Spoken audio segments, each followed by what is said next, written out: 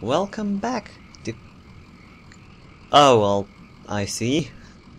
Well, as I was saying, welcome back to Kentucky Route Zero. This is Act 2, and we are at the Marquez farmhouse, apparently. And there was an ominous figure, which was very ominous. This is Blue, our dog. Can we talk to her now? Conway rubs Blue's belly. Ah. Pretty dark out here, huh? Hey, we are taking her with us. Hope I can borrow you a treat up there. Come on, Blue, we are going to be best friends. Lamp. A street lamp lights at the base of a dusty path leading up the hill. Oh, Blue, you look tired. Can you make it up with me? Oh no, Blue! Blue, come on. Are you coming? Blue. Oh, come on, Blue.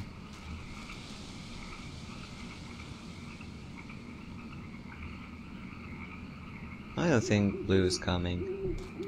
Well, okay, you just stay here then, you little rapscallion.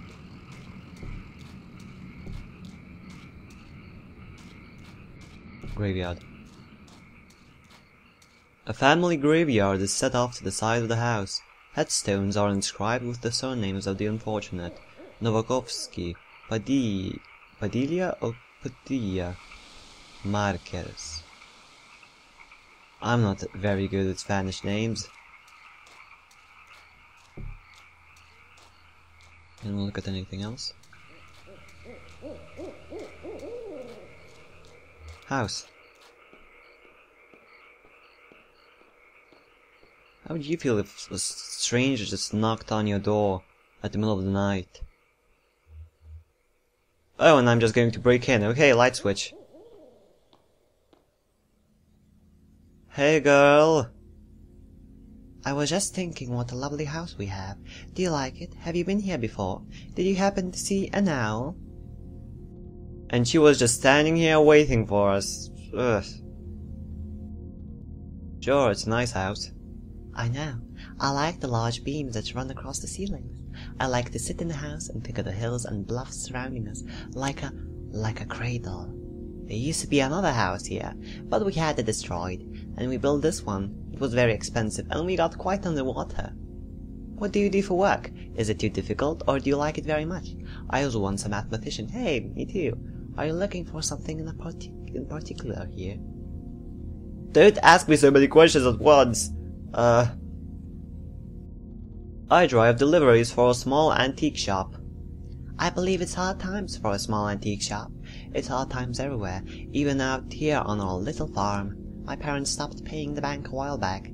I shouldn't even be here, but I just stayed. I have some notebooks. I'm only a little bored. I might prefer to watch TV occasionally. I like her. She's amazing. Joseph says you're too smart to watch TV. That was not a nice thing to say, but he was wrong. I'm not as smart as I used to be. Well, actually, I suppose I am as smart as I used to be, but never any smarter. I don't learn anything new anymore. I write some figures, but nothing radical. Oh, I see what you did there. I'll bet he sent that old TV along with you, didn't he? Ha ha ha, of course he did. That was clever of him. Will you please set it up? Then I can explain to you how to get where you're going. The zero. I know. Okay.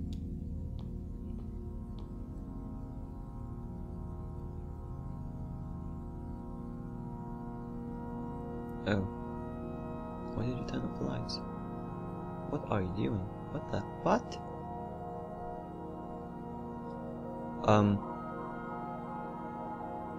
What is going on?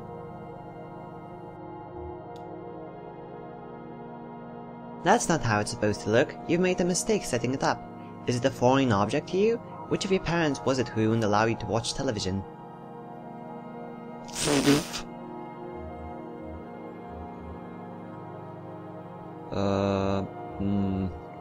Let's see. Do I have a dysfunctional family?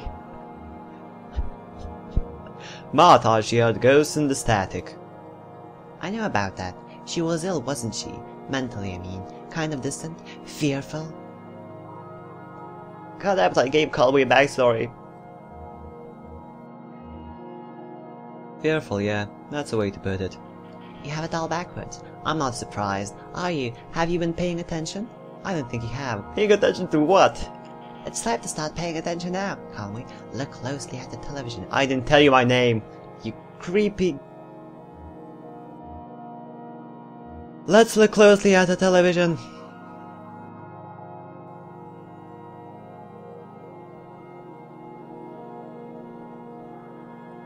Is this the television? This is a very interesting type of progression. Hey! Hey, wake up! You spaced out for a minute there.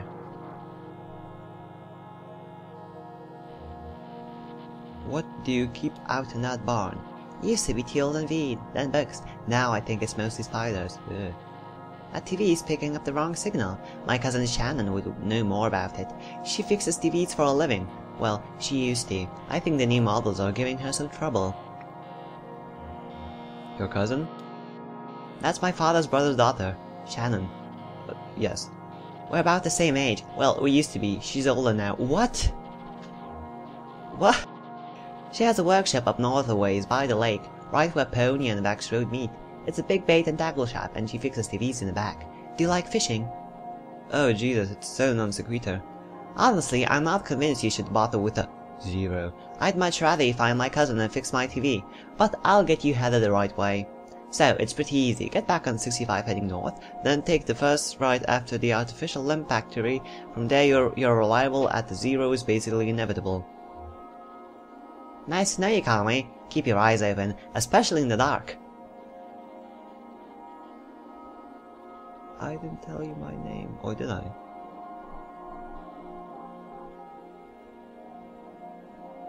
Is she... Why is everyone ghosts?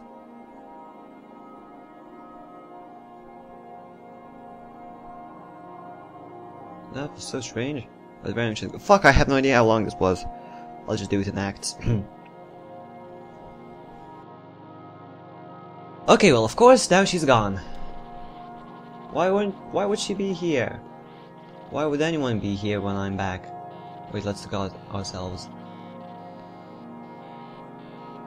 Conway, is that a hat? Is that your hair? I can't tell. Do you have a beard? I think you have a beard. You have... yes. You have a grey beard. Conway, you are old. And is that your hair or a hat? Ah yes, investigating the important things in life. Sink. An abandoned spider web stretches across the bottom of a saucepan, as clay seasoned with dust. Outside.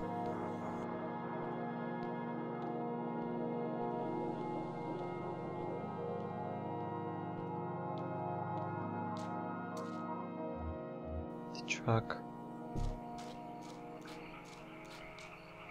I can take myself to the truck.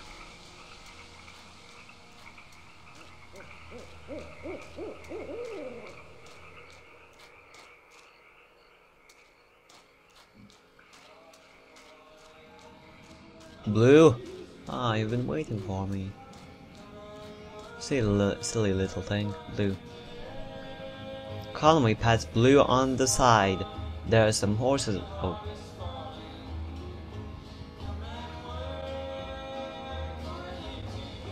Okay. I just met the strangest lady. She seemed pretty nice. I hope we see her again. Yes. Well, Blue, let's go and... oh, they're banned. I thought they had guns. Let's just go.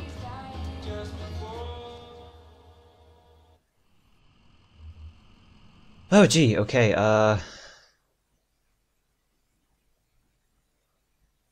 Can I just go to her workshop? Okay, well, I'm going to go to Shannon Marquez. Up north a ways by the lake. Peonia and Bax Road. Okay.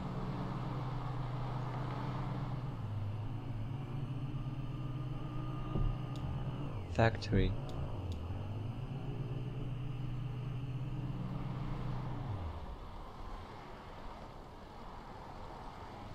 Oh, a creek runs alongside the highway and then turns toward a dirty brick building. A grinding drone from within the building is faintly audible from the interstate. Floodlights on the lawn illuminate smokestacks.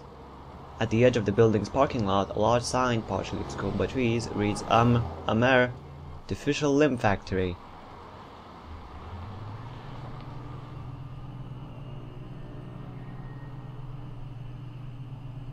Where is this place I'm looking for?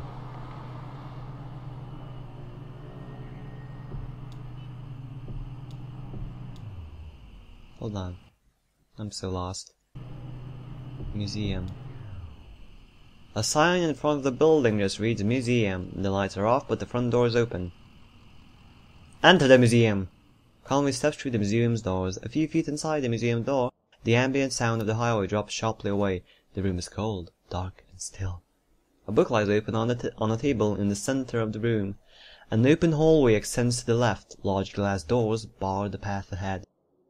Are we seriously having text adventure right now? Look at the book. There's no title on the book's spine or cover.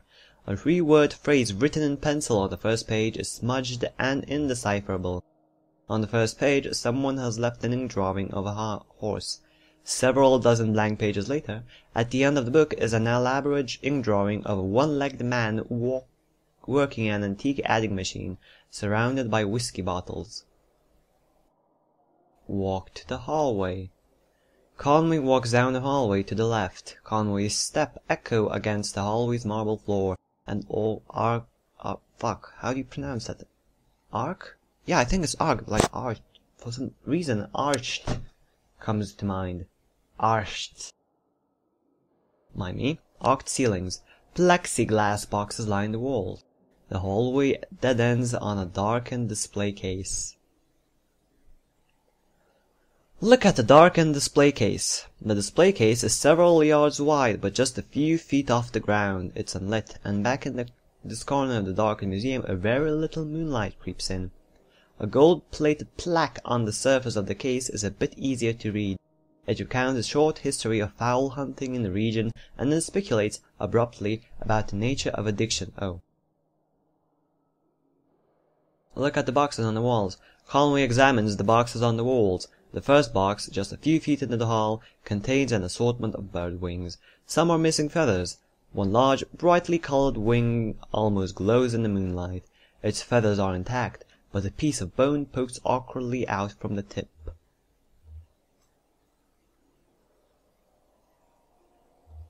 Return to the entrance. Conway returns to the entrance. Walk through the glass doors. The glass doors won't budge. To apply any more force would likely break them. Break into this place. Conway applies more force to the doors. The glass shatters. Oh fuck. Somewhere ahead, a light switches on. After a moment, it switches off. The room is dark again, and the floor is covered in broken glass. Hey, I'm breaking into your museum. Conway walks through the broken glass doors. Broken glass grinds under Conway's boots as he walks down the hall. He has the feeling of being in a larger space. Very little light reaches the far end of the hallway. What the hell is this? Feel the walls. Conway runs his hands along the walls. The walls are completely smooth and strangely warm. Conway can feel his breath and sweat condensing on the surface. Conway kneels and runs his hands along the floor. The floor is completely smooth and strangely warm. Conway can feel his breath and sweat condensing. How about we return to the entrance? Okay, well. Leave. Leave.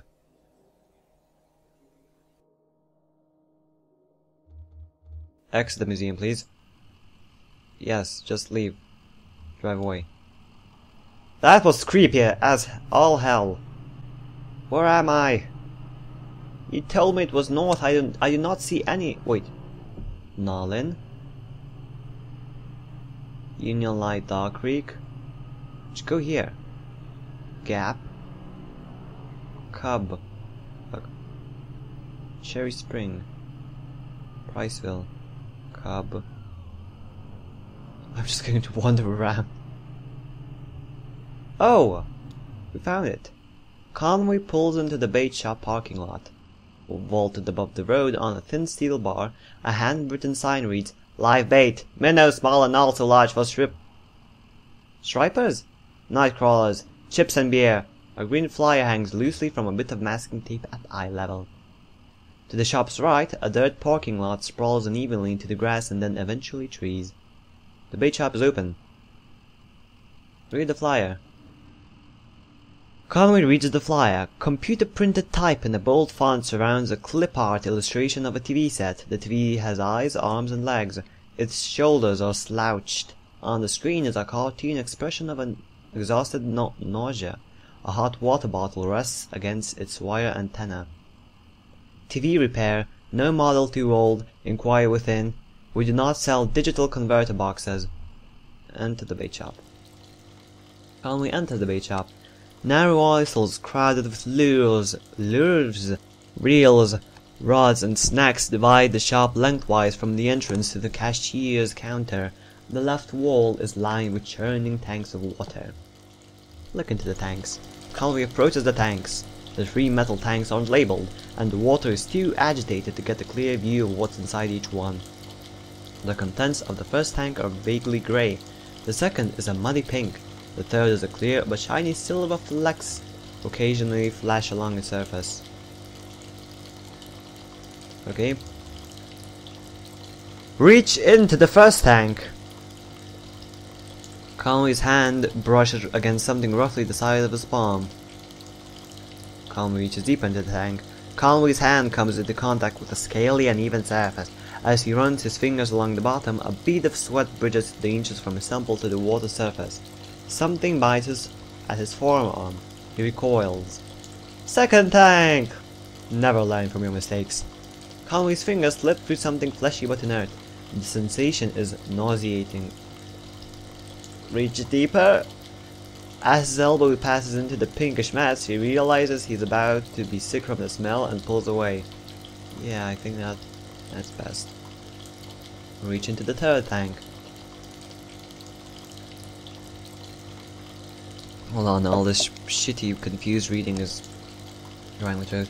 The water seems to tremble with life. Conway can't tell if his hand is being nibbled by fish or massaged by the artificial current.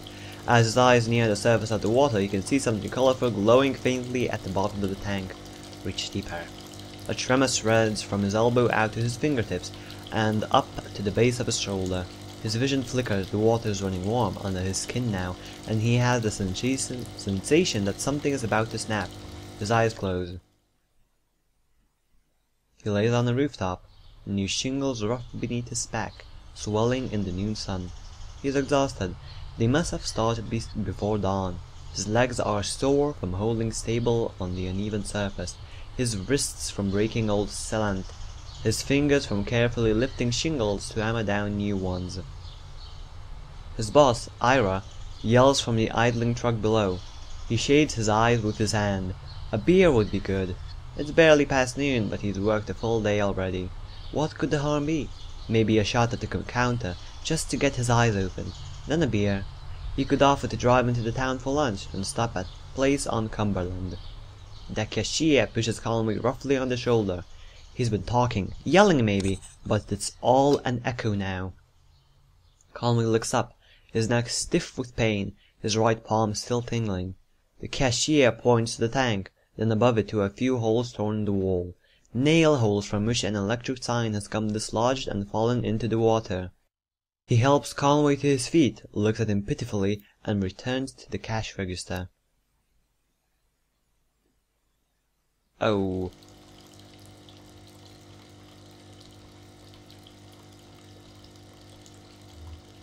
Well, approach the counter. A wiry cashier stands behind the register. preoccupied with a Sudoku puzzle. Ask about China Marquez's workshop. A handwritten sign on the door behind the counter reads, "TV repairs by appointment, please consult with cashier." The cashier knocks a few times on the door and waits, occasionally glancing at his puzzle. After a few moments with no answer, he notices a smaller note written on the sign, reads it and points it out to Conway. "Read the note on the workshop door. Weaver, I got your message. Have left for the old mine. Don't know if I will see you there or what. Ready either way." Oh, walk away. I'm gonna assume the old mine is just Route 0. Guitar player? A young man in grey stained clothes sits by the side of the road. He's playing a worn guitar. To his left is a blue mug and to his right a weathered dog. Pet the dog. Conway pets the dog. The dog closes his eyes and pretends to be asleep. Oh, fuck you. The young man strums absently on the guitar, hums tunelessly, and occasionally mumbles a word. Put $1 in... No, listen. The young man whistles hoarsely, stops playing the guitar, then looks up at Conway. He rambles for a few minutes about the weather, the dog, and his music, then returns to playing. As he walks back to his truck, Conway finds that he can hardly remember a word the young man spoke. Wait, so I have to turn... Oh, I found it. On Ram?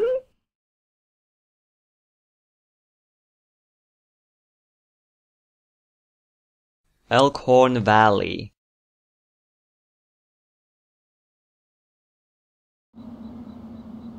Well, I did Act 2, including driving all around half of Kentucky. And we'll continue next time. Thanks for watching. See you later.